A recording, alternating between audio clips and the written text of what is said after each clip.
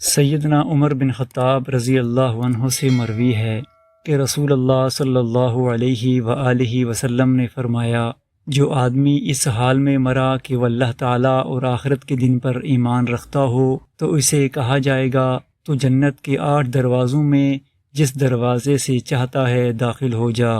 سیدنا ابو ہریرہ رضی اللہ عنہ بیان کرتے ہیں کہ رسول اللہ صلی اللہ علیہ وآلہ وسلم سے یہ سوال کیا گیا، کون سا عمل سب سے زیادہ فضیلت والا اور کون سا عمل سب سے بہتر ہے؟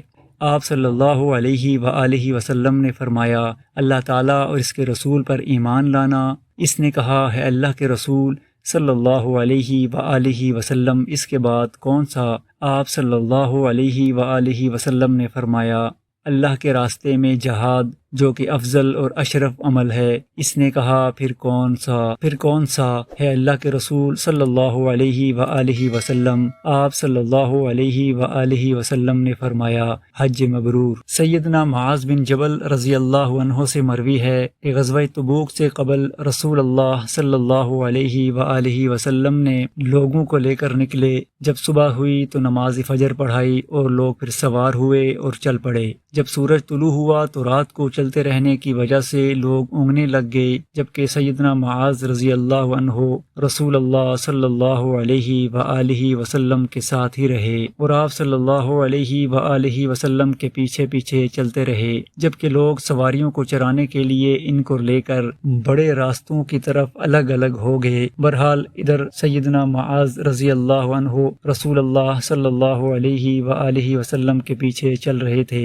ان کی اونٹنی چرتی بھی گئی اور چلتی بھی رہی۔ اچانک وہ پھسل پڑی۔ سیدنا معاذ رضی اللہ عنہ نے لگام کھینچی لیکن وہ دوڑنے لگی اور رسول اللہ صلی اللہ علیہ وآلہ وسلم کی اونٹنی بھی اس کی وجہ سے بدکنے لگ گئی۔ پھر رسول اللہ صلی اللہ علیہ وآلہ وسلم نے سر سے کپڑا ہٹایا اور پیچھے متوجہ ہوئے اور دیکھا کہ پورے لشکر میں سے سیدنا معاذ رضی اللہ عنہ ہی آپ صلی اللہ علیہ وآلہ وسلم کے قریب ہیں۔ آپ صلی اللہ علیہ وآلہ وسلم نے ان کو آواز دیتے ہوئے فرمایا، ہے معاذ؟ انہوں نے کہا، جی میں حاضر ہوں، ہے اللہ کے نبی صلی اللہ علیہ وآلہ وسلم۔ آپ صلی اللہ علیہ وآلہ وسلم نے فرمایا، قریب ہو جا۔ پس وہ آپ صلی اللہ علیہ وآلہ وسلم کے اتنے قریب ہو گئے کہ ایک سواری دوسری کے ساتھ مل گئی۔ پھر آپ صلی اللہ علیہ وآلہ وسلم نے فرمایا، میرا یہ خیال تو نہیں تھا کہ لوگ اس قدر ہم سے دور رہ جائیں گے۔ سیدنا معاذ رضی اللہ عنہ نے کہا، اے اللہ کے نبی صلی اللہ علیہ وآلہ وسلم،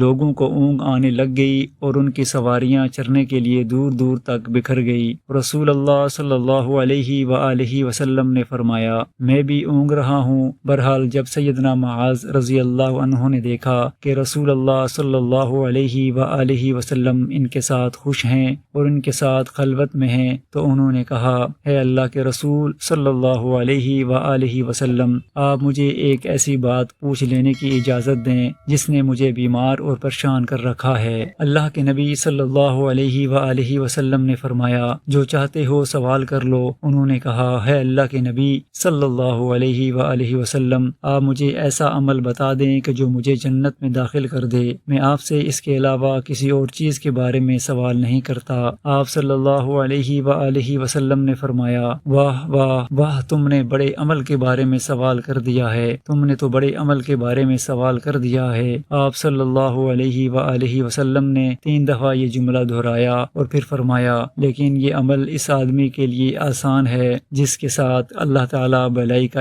ارادہ کر لے۔ پھر آپ صلی اللہ علیہ وآلہ وسلم نے مزید کوئی بات بیان نہ کی، البتہ انہی الفاظ کو 3 دفعہ دہرایا تاکہ سیدنا معاذ رضی اللہ عنہ اس کو اچھی طرح یاد کر لیں۔ پھر آپ صلی اللہ علیہ وآلہ وسلم نے فرمایا، وہ عمل یہ ہے کہ تم اللہ تعالیٰ اور آخرت کے دن پر ایمان لاؤ، نماز قائم کرو، صرف اللہ تعالیٰ کی عبادت کرو اور اس کے ساتھ کسی چیز کو شریک نہ ٹھہراؤ، اور پھر تم اس سلسلے کو جاری رکھو یہاں تک کہ اس پر وفات پا جاؤ۔ انہوں نے آگے سے کہا، اے اللہ کے نبی، یہ بات دوبارہ ارشاد فرمائیں۔ آپ صلی اللہ علیہ وآلہ وسلم نے 3 دفعہ دہرا دی۔ پھر اللہ کے نبی صلی اللہ علیہ وآلہ وسلم نے فرمایا، ہے معاذ، اگر تم چاہتے ہو تو میں اس دین کی اصل اور اس کے کوہان کی چوٹی کی وضاحت کر دیتا ہوں۔ سیدنا معاذ رضی اللہ عنہ انہوں نے کہا کیوں نہیں ہے اللہ کے رسول صلی اللہ علیہ وسلم، میرے ماں باپ آپ پر قربان ہوں، آپ صلی اللہ علیہ وآلہ وسلم مجھے بیان کر دیں۔ آپ صلی اللہ علیہ وآلہ وسلم نے فرمایا اس دین کی اصل یہ ہے کہ تم یہ گواہی دو کہ اللہ تعالیٰ ہی معبود برحق ہے، وہ اکیلا ہے، اس کا کوئی شریک نہیں، اور یہ کہ حضرت محمد صلی اللہ علیہ وآلہ وسلم اس کے بندے اور رسول ہیں، اور اس دین کا سہارا اور ستون ہے یہ ہے کہ نماز قائم کی جائے اور زکوٰۃ ادا کی جائے، اور اس کی کوہان کی چوٹی جہاد فی سبیل اللہ ہے۔ مجھے تو یہ حکم دیا گیا ہے کہ اس وقت تک لوگوں سے قتال کروں جب تک اس طرح نہ ہو جائے کہ وہ نماز قائم کریں، زکوٰۃ ادا کریں، اور یہ شہادت دیں کہ اللہ تعالیٰ ہی معبود برحق ہے، وہ یکتا وہ یگانہ ہے، اس کا کوئی شریک نہیں، اور محمد صلی اللہ علیہ وآلہ وسلم اس کے بندے اور رسول ہیں۔ جب لوگ یہ امور سر انجام دیں گے تو وہ خود بھی بچ جائیں گے اور اپنے مالوں کو بھی بچا لیں گے، مگر ان کے حق کے ساتھ ان کا حساب اللہ تعالیٰ پر ہوگا۔ پھر رسول اللہ صلی اللہ علیہ وآلہ وسلم نے مزید فرمایا اس ذات کی قسم جس کے ہاتھ میں محمد کی جان ہے، فرض نماز کے بعد جنت کے درجات کو پانے کے لیے جہاد فی سبیل اللہ یہ ایک ایسا عمل ہے جس میں چہرے کو متغیر کیا جائے اور قدموں کو خاک آلودہ کیا جائے، اور ترازو کو سب سے زیادہ بھاری کرنے والا یہ عمل ہے کہ تم اللہ تعالیٰ کے راستے میں کوئی چھپایا خرچ کرو یا اللہ کے راستے میں کسی کو سواری دے دو۔